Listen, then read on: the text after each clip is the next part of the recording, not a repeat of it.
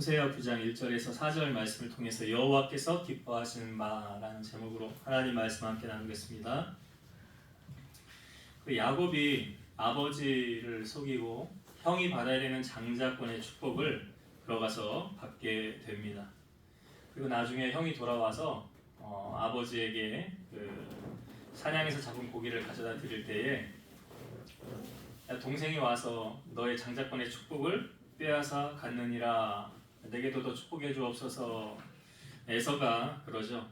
이제 이 사실을 알고 에서가 동생 야곱을 죽이려고 합니다. 그러니까 사실은 그 모든 시나리오는 누구 머리에서 나온 거냐면 야곱의 어머니 리브가의 머리에서 나온 거죠. 야곱은 엄마가 시킨 대로 한 것밖에 없었잖아요. 너 여기다 양털 붙이고 너 음식 만들어 줄 테니까 형 흉내내고 네가 들어가서 아버지에게 축복은 받아라. 야곱은 그냥 엉겁결에 그냥 엄마가 시키는 대로 해가지고 그렇게 하고 나왔는데, 이제 형인 에서가 알고 동생을 죽이려고 하니까 어머니 리브가가 야곱을 죽게 내버려 두면 안 되잖아요. 그러니까 외삼촌 라반의 집으로 급하게 보냅니다. 그리고 보내면서 내가 나중에 사람을 보내어서 기회를 봐서 너를 다시 이쪽으로 데리고 오게 하마. 근데 다시는 야곱이 어머니 리브가의 얼굴을 못 봤지요. 어머니는 돌아와 보니까 이미 세상을 떠나고 있었죠. 그렇게 이제 야곱이 이제 20년이 지나서 다시 이제 돌아오게 되는데요. 이 야곱이 외삼촌 라반의 집에서 버틸 수 있었던 힘은 사실 남의 집 살이 해보면 눈치가 좀 있어야 되고요. 그리고 아무리 밥을 맛있게 배부르게 먹는다 해도 꼭 남의 밥 먹는 것 같잖아요. 남의 집 살아보면 그렇습니다. 내 집같이 편안함이 없어요. 그러니까 야곱이 외삼촌 집에 있으면서 그 모든 힘들고 어려운 역경, 그리고 또 우리가 성경을 보면 이 라반이 좀 사기꾼 기질 있는 사람 아니었습니까? 맨날 속이고요. 맨날 약속 어기고 자기에게 유리한 대로만 모든 시나리오 계획을 다 짜고, 하여튼 나쁜 짓은 라반이 다 보여줬어요, 야곱에게서. 근데 이 야곱이 라반의 그런 집에서 버틸 수 있었던 힘과 원동력은 바로 사랑의 힘이었죠. 그 모든 역경과 스트레스, 그 속상함, 그걸 뭘 보고 참고 이겼습니까? 야곱이 그 라반의 둘째 딸인 라헬이었죠. 라헬을 보면서 그냥 그게 다 묻혀진 거 아닙니까? 그래서 야곱이 외삼촌 라반에게 내가 외삼촌을 위해서 7년 동안 무일푼으로 일할 테니까 그 둘째 딸 라헬을 나에게 주십시오 그러잖아요.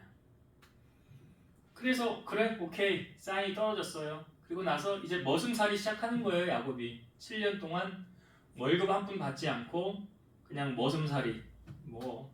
나중에 야곱이 고백하기를 추위와 더위를 무릅쓰고 눈붙을 겨를 없이 지냈다고 하잖아요. 어느 정도로 고생이 많았는지 야곱이 이제 성경이 우리에게 보여주고 있지 않습니까? 그런 여러분 그 7년 동안 일한다고 했는데 이 7년이라는 세월이 짧습니까? 길습니까? 어떤 사람에게는 그냥 잠깐처럼 7년이 갈 수도 있어요. 근데 어떤 사람에게는 아주 길게 느껴질 수도 있어요. 제가 이곳에 교회를 이사를 와서 지금 지낸 세월을 보니까 2017년 9월 1일에 왔더라고요.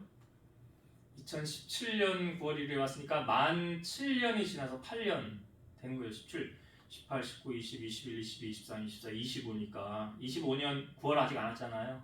9월이 오면 이제 만 8년이 되는 거예요.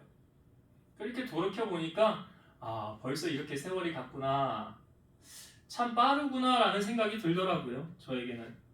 그런데 이 야곱은요, 이 외삼촌 라반의 집에서 7년을 일을 하는데 성경에 이렇게 표현되어져 있어요. 야곱이 7년을 수일같이 여겼더라. 며칠로 여겼다는 거예요? 7년을. 아니 어떻게 이게 가능합니까? 7년을 며칠같이 여긴 이유를 성경이 우리에게 알려주고 있죠. 라헬을 사랑하는 까닭에 이렇게 표현하고 있어요. 그러니까 사랑은 눈을 멀게 한다고 그랬잖아요. 그러니까 사랑은 우리가 뭐 결국은 연애를 하다가 결혼에 골인하는 이유는 뭡니까? 헤어지기 싫어서 결혼하는 거잖아요. 같이 있고 싶어서 결혼하는 거 아니에요? 그러니까 이 7년을 며칠같이 야곱이 버틸 수 있었던 이유는 그 라헬이 있었기 때문에, 라헬을 사랑하기 때문에 7년을 며칠같이 여기며 버텨왔다는 거죠. 우리가 신앙생활이라는 것도 사실은 천국 가기 위한 여정으로 이 땅에서 준비하는 거잖아요. 근데 천국은 주님으로 말미암아 갈 수 없다 그랬죠. 주님이 나로 말미암지 않고는 아버지께로 갈 수 없느니라. 사실은 여러분 이 말의 의미가 뭔지 아십니까?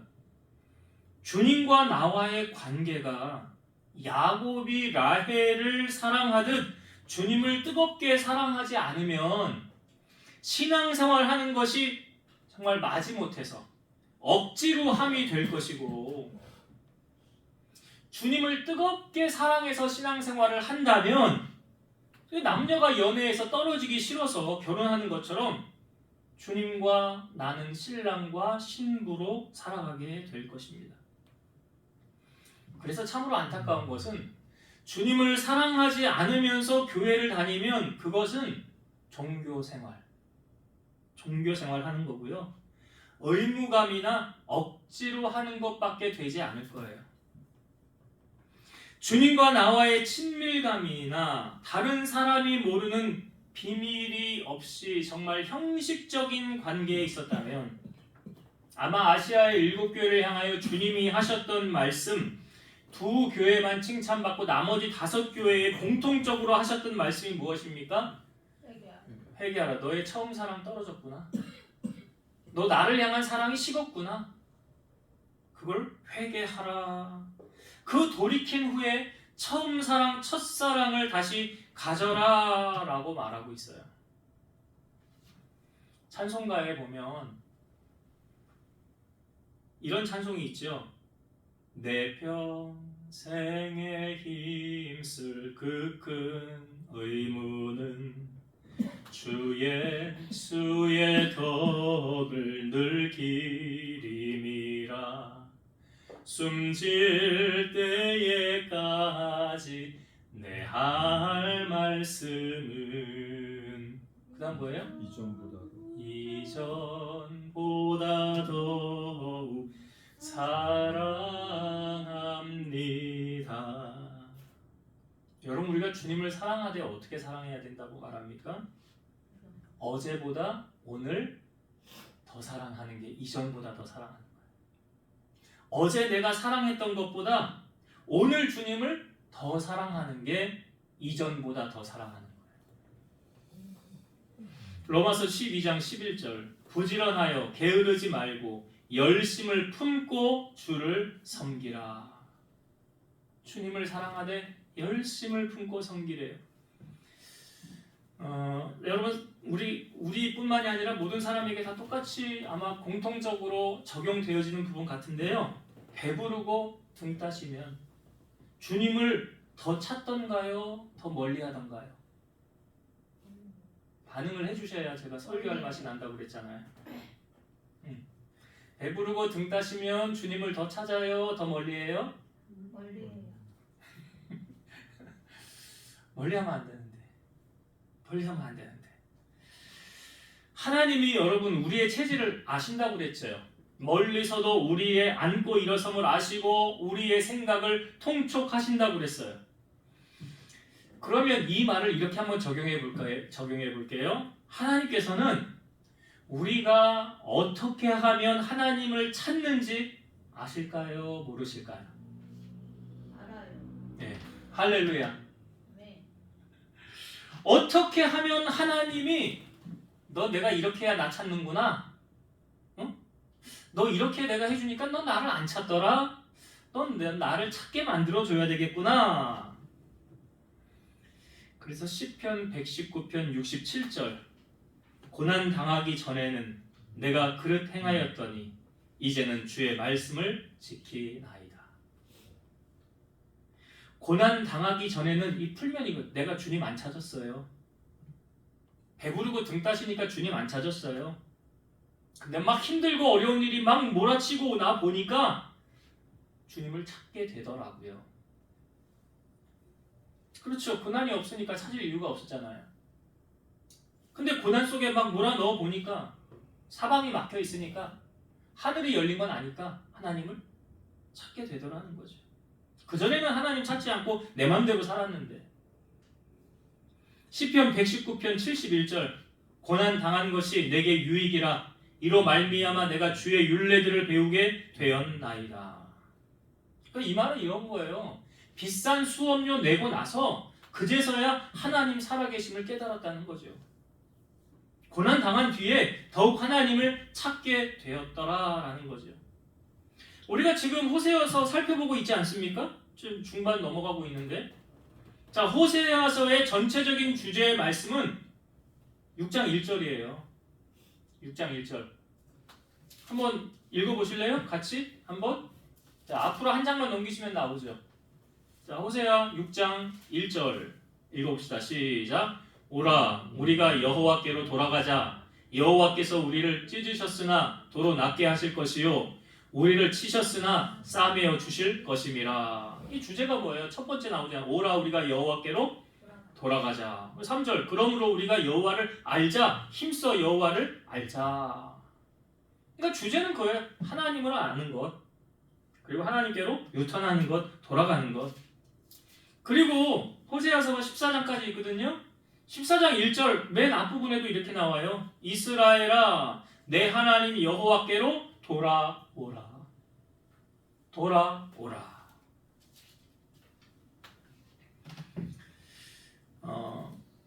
우리에게 하나님의 말씀이 들려질 때는요, 그러니까 아직 나에게 하시는 말씀으로 새겨질 때는 아직 희망이 있는 거죠.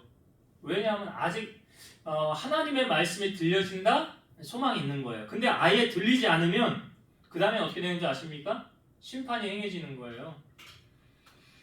엘리의 두 아들이 있었잖아요. 홈리와 비느하스. 근데 성경에 보면 이 두 아들이 하나님을 알지 못하였더라 그랬어요. 그리고 이 소년들의 죄가 심히 크면 여호와의 제사를 멸시했다. 그래서 제사 지내는 음식을 제사 지내지도 않았는데 날 것으로 막 가져가서 막 자기들이 하고 싶은 대로 하고 먹고요. 그리고 회막에서 수종드는 여인들하고 동침하고 성적으로 타락한 거 아닙니까? 그러니까 이 소식이 자기 아버지 엘리에게 들려와요. 그러니까 이 아버지가 그 아들들에게 불러놓고 얘기를 하는 거예요. 너희가 어찌하여 이런 일을 하느냐. 내가 너희의 악행을 이 모든 백성에게서 듣노라. 내 아들들아, 그리하지 말라. 나에게 들리는 소문이 좋지 아니하니라. 너희가 여호와의 백성으로 범죄하게 하는도다. 사람이 사람에게 범죄하면 하나님이 심판하시려니와 만일 사람이 여호와께 범죄하면 누가 그를 위하여 간구하겠느냐. 근데 그들이 자기 아버지의 말을 듣지 않아요. 성경이 이렇게 표현하고 있어요. 그들이 자기 아버지의 말을 듣지 아니하였으니 이는 여호와께서 그들을 죽이기로 뜻하셨음이더라. 하나님이 지금 칼을 가르셨어요.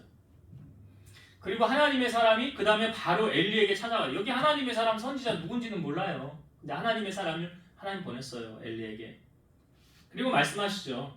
내가 너를 제사장으로 삼아 내 제단에 올라 분향하며 내 앞에서 에봇을 입게 하지 아니하였느냐. 이스라엘 자손이 드리는 모든 화제를 내가 내 조상의 집에 주지 아니하였느냐. 그런데 너희는 어찌하여 내가 내 처소에서 명령한 내 재물과 예물을 밟으며 네 아들들을 나보다 더 중히 여겨 내 백성 이스라엘이 드리는 가장 좋은 것으로 너희들을 살찌게 하느냐. 그러므로 이스라엘 하나님 나 여호와가 말하노라. 내가 전에 내 집과 내 조상의 집이 내 앞에서 영원히 행하리라 하였으나 이제 나 여호와가 말하노니 결단코 그렇게 하지 아니하리라. 나를 존중히 여기는 자를 내가 존중히 여기고 나를 멸시하는 자를 내가 경멸하리라. 그러니까요, 하나님이 무조건 우리를 사랑하진 않아요. 하나님이 그냥 덮어놓고 사랑한다는 말은 아니에요. 나를 사랑하는 자를 하나님이 만나주시고 나를 간절히 찾는 자를 만나주시고 나를 사랑하는 자 사랑하는 거. 그러니까 존중히 여기는 자를 하나님도 존중히 여긴다잖아요. 오늘 우리가 읽은 본문에 보면요, 세상을 사랑하면 하나님의 사랑은 멀어진다 라고 우리에게 알려주고 있죠. 제가 전에도 말씀을 드렸었어요. 세상에 있는 것들을 사랑하지 말라. 아버지께로부터 온 것이 아니라 그랬어요. 세상을 사랑하면 아버지의 사랑은 멀어지게 되느니라. 그리고 하나님을 멀리하면 망하게 된다. 라고 말하는데, 자, 오늘 우리가 읽은 본문의 1절부터 다시 한번 좀 볼게요. 3절까지 좀 보겠습니다. 1절부터 3절의 말씀. 이스라엘아, 너는 이방 사람처럼 기뻐 뛰놀지 말라. 내가 음행하여 내 하나님을 떠나고 각 타작마당에서 음행의 값을 좋아하였느니라. 지금 이거 이방 사람들이 제사를 지낼 때요, 이런 식으로 하는 거예요. 바알 신에게 우상을 섬길 때요, 한쪽에서는 음행하고 성적으로 타락하는 것, 그걸 지금 행하고 있는 거예요. 그거 이방인들이 행하는 이것을 본받지 말라는 거죠. 그렇게 행하지 말라는 거죠. 2절, 타작마당이나 술틀이 그들을 기르지 못할 것이요 새 포도주도 떨어질 것이요. 지금 풍성한 것 같죠. 지금 이스라엘 백성들 잘 살고 있다고 그랬잖아요. 시대적인 배경이 부유하다고 그랬잖아요. 근데 그게 영원히 갈 것 같습니까? 아니래잖아요. 없어지고 떨어진대잖아요. 3절, 그들은 여호와의 땅에 거주하지 못하며 에브라임은 애굽으로 가고 다시 아수르에서 더러운 것을 먹을 것이니라. 사실은 이건 영적인 비유로 보면 천국을 비유하는 거거든요. 여호와의 땅은 천국이잖아요. 우리가 이 땅에 살고 있지만 결국 가야 될 곳은 하나님 나라 아닙니까? 영적으로 보면 천국을 비유하는 건데, 자, 지금 이스라엘 백성들은 그 하나님의 땅에 거주하지 못하고, 에브라임은 북이스라엘을 총칭한다고 그랬죠. 그러니까 이스라엘은 애굽으로 다시 가고, 뭘 말합니까? 여기 애굽하면 떠오르는 게 뭐예요? 이스라엘 백성들이 종살이 했던 거잖아요. 애굽으로 간다는 건 종살이 한다는 걸 말하는 거예요. 그리고 아수르에서 더러운 것을 먹을 것이니라. 아수르, 이제 북이스라엘이 어느 나라에 의해 멸망을 당한다고요? 이 아수르예요.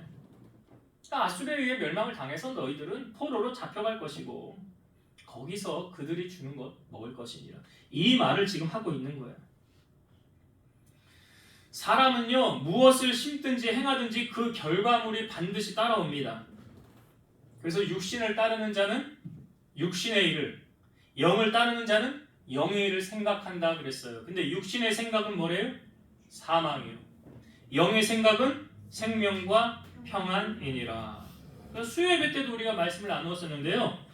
분명한 모든 것의 끝은 분명히 있다 없다? 있다고 그랬잖아요. 끝은 있어요. 그 끝에는 상을 받을 사람이 있고 벌을 받을 사람이 있을 것이고 축복을 받을 사람이 있고 저주를 받을 사람이 있을 것이다. 지금 북이스라엘은 그 결과가 어떻다는 것입니까? 결국은 하나님을 떠남으로 세상을 쫓아 사람으로 말미암아 주는 그 결과는 뭐예요? 재앙이에요. 불행이에요. 행복이 없어요. 감사가 없어요. 결국은 나라는 멸망할 것이고 포로로 잡혀가서 살아가게 된다는 사실이에요. 이게 얼마나 불행한 겁니까?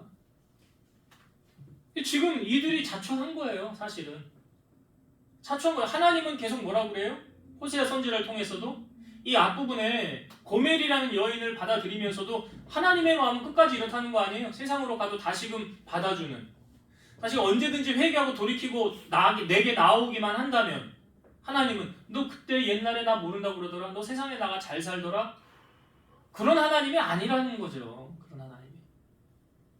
그러니까 아직 하나님의 말씀이 내게 들린다라는 것은 내게 아직 소망이 있다는 거죠. 이 말씀조차 들리지 않는다는 것은 이미 하나님의 기회를 상실했다는 거예요. 엘리의 두 아들처럼. 지금 이스라엘을 향하여 사실은 아직 멸망을 당하기 한 10 몇 년 전이거든요. 이게 735년이니까 722년에 망했잖아요. 14년 전 아닙니까? 그러니까 아직 기회가 있음에도 불구하고 그들이 하나님 앞에 돌아오지 않음으로 말미암아 패망하게 되었다라는 것, 그것을 우리에게 알려주고 있습니다.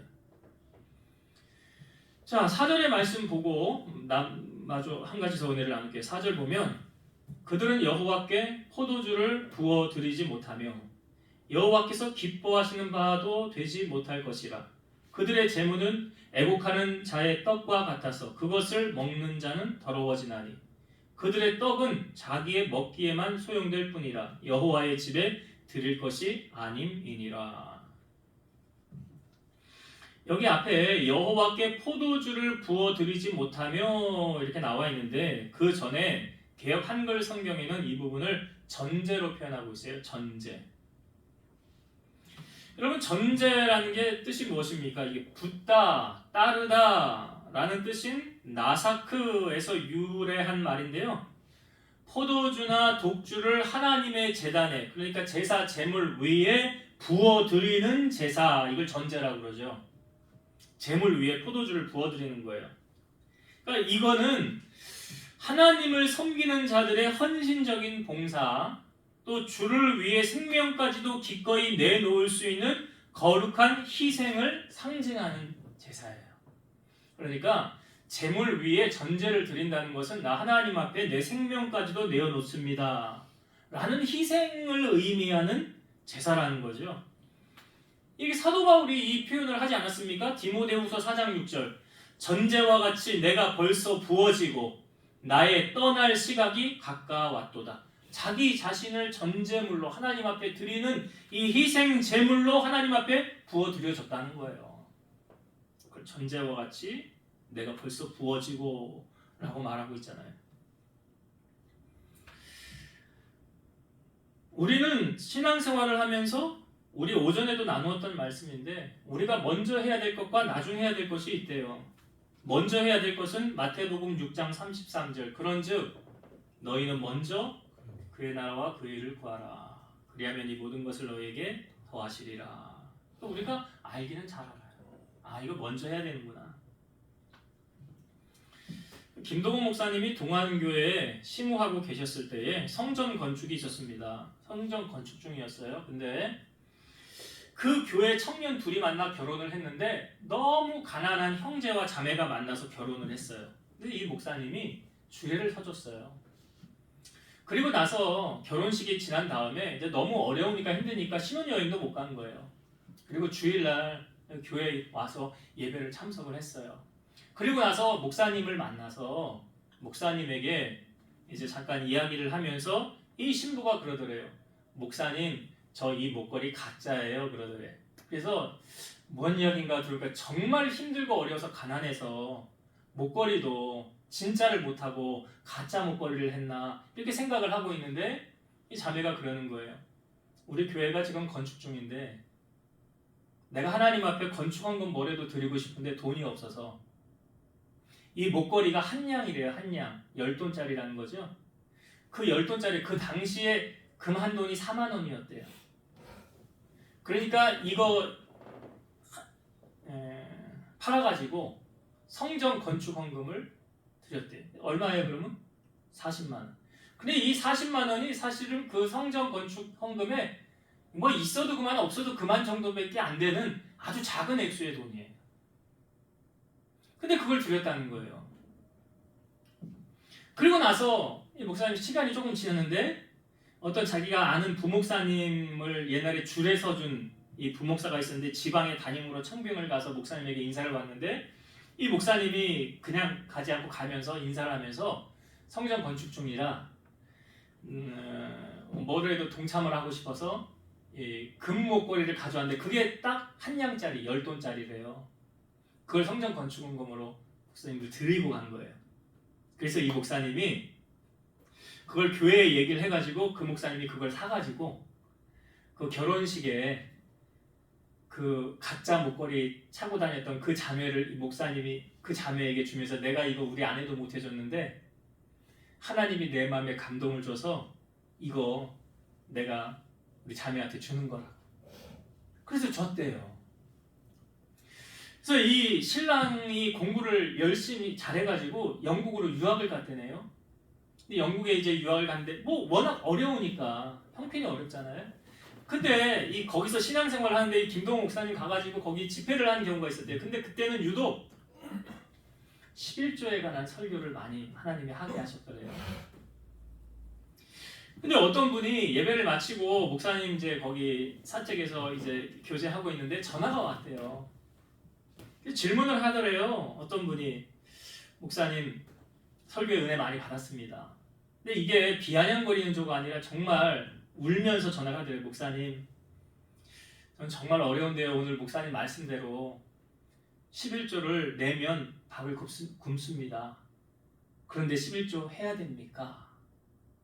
그러니까 목사님이 안 하셔도 됩니다. 하나님이 무슨 고리 대금업자입니까? 하나님 그런 하나님 아닙니다. 안 해도 됩니다. 근데 거기서 끝내야 되는데 목사님이 한 말씀을 덧붙였대요. 그런데 나라면 해볼 것 같습니다.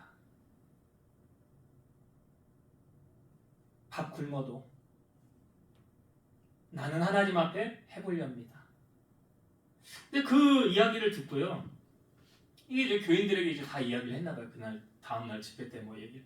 그때 그 가난한 유학생 결혼해서 이 군목걸이 바친 유학생 부가 거기 와 있는 거예요. 같이 유학을 와서 공부를 하면서 그 교회를 섬기고 있었던 거예요.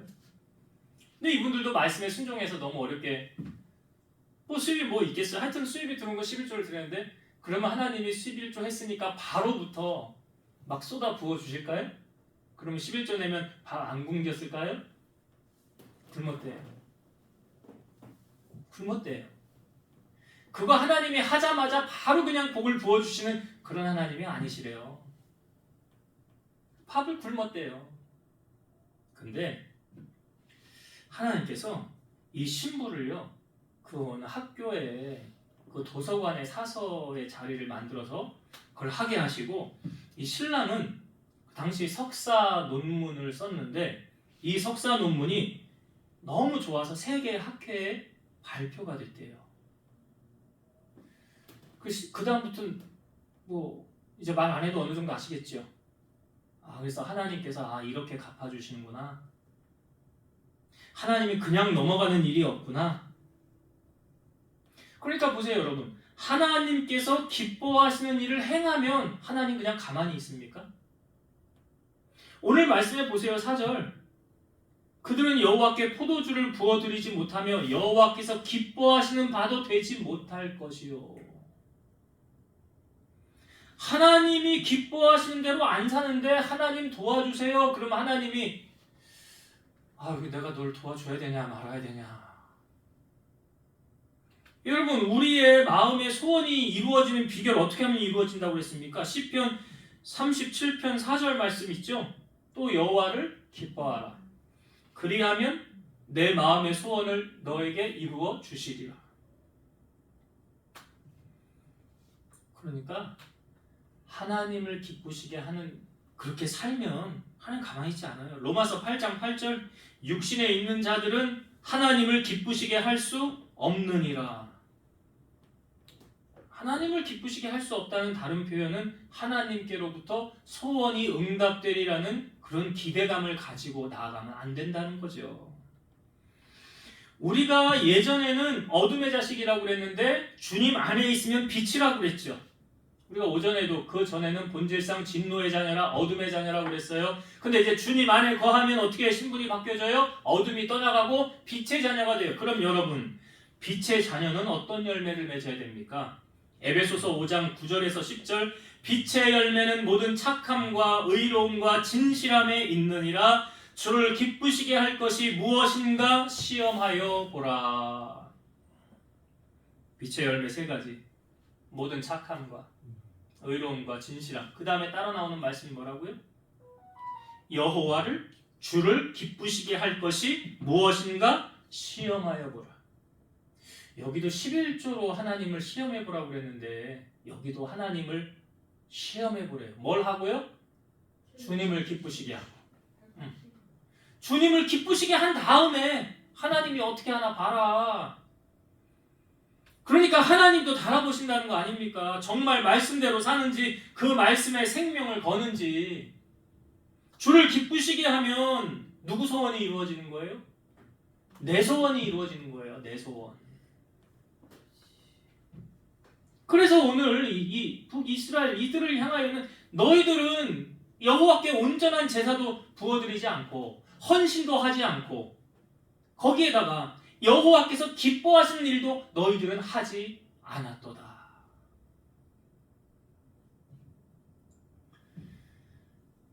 그러니 하나님의 복을 받을 수가 있겠습니까? 나라가 멸망하지 않을 수 없잖아요. 그러니까 이 말씀을 통해서 우리에게 여러분 주님의 그 하나님이 우리를 향한 진심은요 우리를 멸망하는 게 진심이 아니에요. 망하게 하는 게 진심. 아니 어느 부모가 자식이 망해라 망해라 하는 부모가 어디 있어요? 넌 좀 망해라 망해라. 부모도 아니죠. 하나님도 그래요.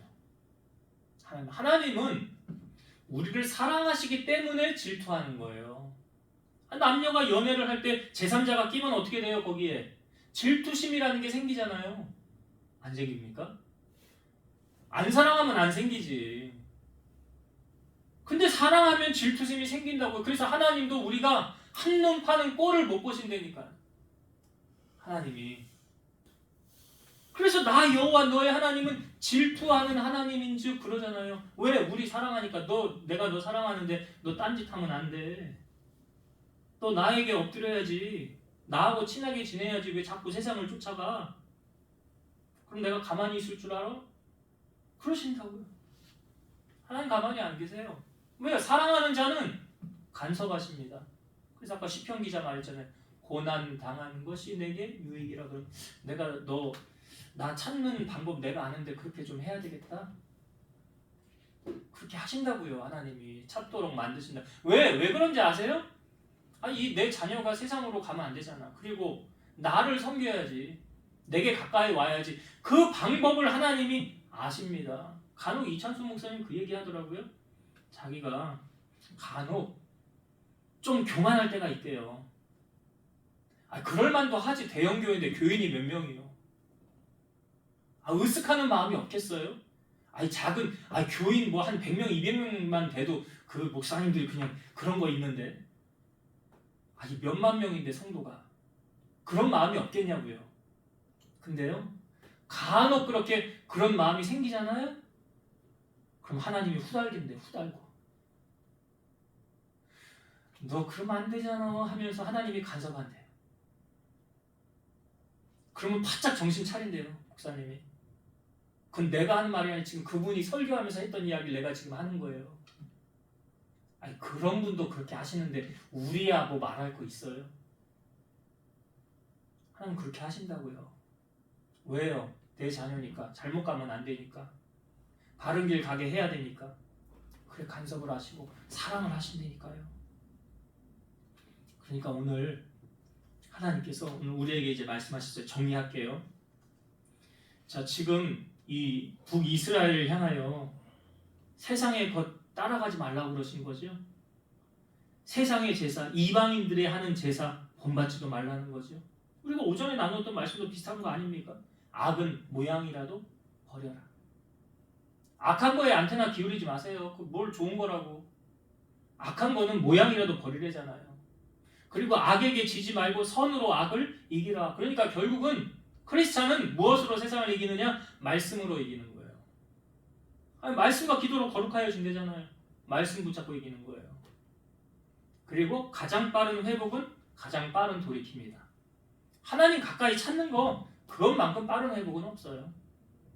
지금 하나님이 원하시는 게 뭐예요? 하나님을 향한 온전한 제사 드려라. 전제를 온전히 하나님 앞에 희생제사 하나님 앞에 드려라. 그리고 내가 기뻐하는 일을 행하라. 그거잖아요. 하나님이 기뻐하는 일. 그러면 어떻게 된다는 거예요?